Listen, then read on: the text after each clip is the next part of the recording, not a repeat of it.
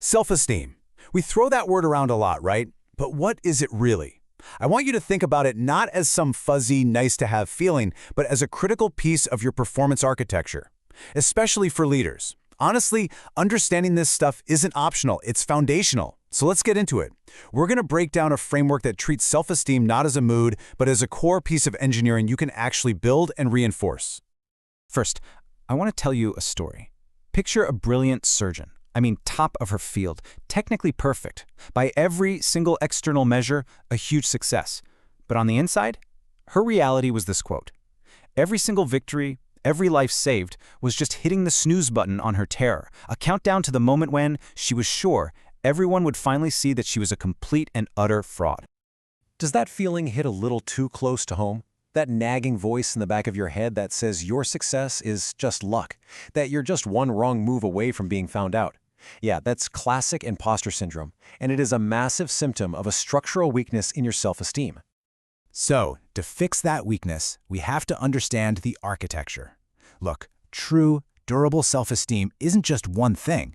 It's built on two totally distinct, independent pillars.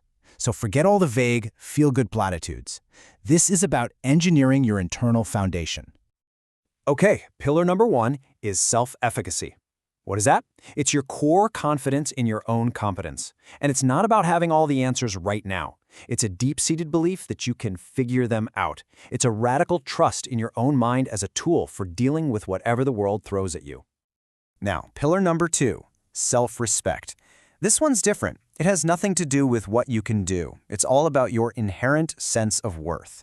It's the non-negotiable conviction that you deserve good things, not because you've ticked some boxes or earned them, but simply because you exist.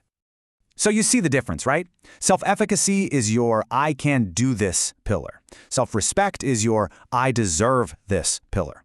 And here's the absolute crucial point. You need both. Having one without the other creates this really dangerous instability. Competence without worthiness, that gives you the anxious, striving imposter. Worthiness without competence, that leads to entitled frustration. They have to be built together. All right, so let's make this super practical. We can take these two pillars and build a powerful diagnostic tool, a simple 2x2 matrix that's going to help you understand not just yourself, but your team with a whole new level of clarity.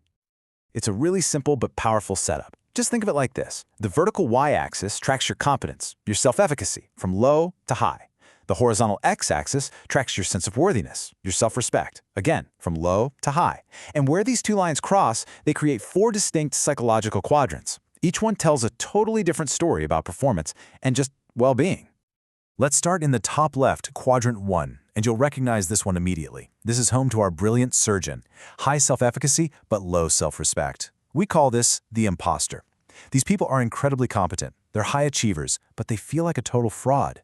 Their drive isn't fueled by passion. It's fueled by a desperate, constant need to prove their worth to everyone else. It is an exhausting, endless hamster wheel that leads straight to burnout. Now let's go to quadrant 2, low on both pillars. This is the drifter. This person trusts neither their mind nor their own worth. It's a state of learned helplessness, of apathy. The thinking is, well, I can't succeed, and I don't really deserve to anyway, so why even bother trying? Quadrant 3 is fascinating. This is where you have low efficacy, but high self-respect. We call this the entitled dilettante. This person feels deep down that they are special and they absolutely deserve success, but they haven't actually built the competence to achieve it. So when the world doesn't just hand them what they feel they're owed, their go-to response is frustration and blame. It's always someone else's fault. And finally, quadrant 4. This is the goal. High efficacy and high respect. This is the sovereign individual. This person has a deep trust in their ability to handle whatever comes their way and a fundamental belief in their right to be happy. Their competence and their worthiness are totally aligned. Success feels earned, sure, but it also feels deserved.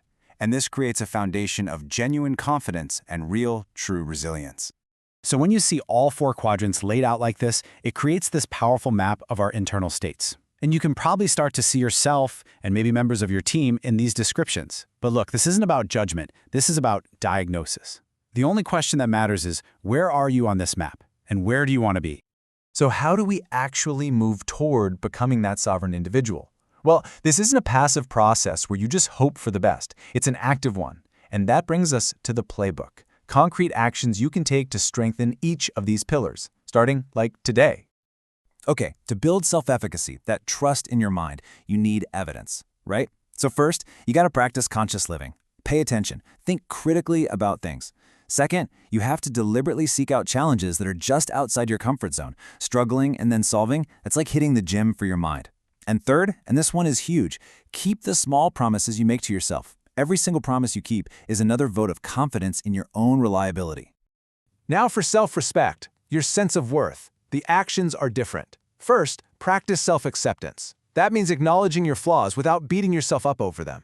Second, live with integrity. Align your actions with your values because self-respect is basically the reputation you have with yourself. And third, you have to assert your needs. Learning to say no is one of the most powerful declarations that you matter. For all you product leaders out there, let's frame this in a language we all get: metrics. Stop tracking just vanity metrics and start tracking these. What's your challenge-seeking rate? How often are you pushing your own limits? What's your daily integrity score? And maybe most important of all, what's your internal validation ratio? When you succeed, is the feeling one of genuine pride, or is it just relief that you got away with it again and weren't caught this time? Okay, so this framework, it isn't just for you. It is a massively powerful lens for leadership. I'd argue that your primary job as a leader is to be an architect of your team's self-esteem, because that is the engine of high performance. So how do you actually do it? Well, you build their efficacy by praising the process they followed, not just by telling them they're smart. You build their respect by delegating real challenges that stretch them, not just busy work. You create psychological safety where it's okay to try and fail.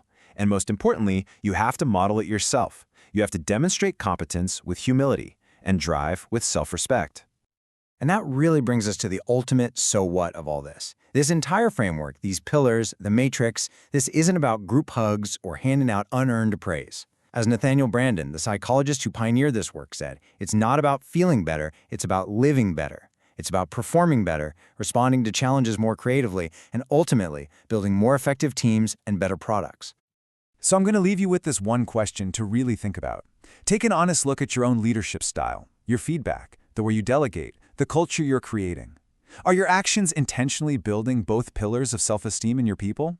Or are you, without even realizing it, creating a team of high-performing but secretly terrified imposters?